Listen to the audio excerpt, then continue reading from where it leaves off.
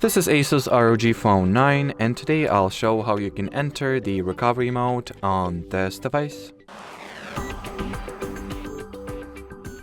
So at the start, you will need to press and hold the side power button to launch the power off menu. Now allow a few seconds for the device to be shut down all the way, and once it is, simultaneously press and hold the volume up and power buttons, and release your fingers once you'll see the bootloader.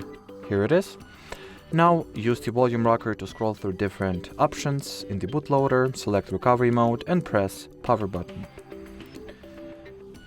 Now you'll need to wait a few seconds for your phone to boot into the recovery mode, and here you have it. Now use the volume rocker to navigate and power button to confirm as we did earlier. And well, as far as this video goes, that'll be it. So thanks for watching and bye bye.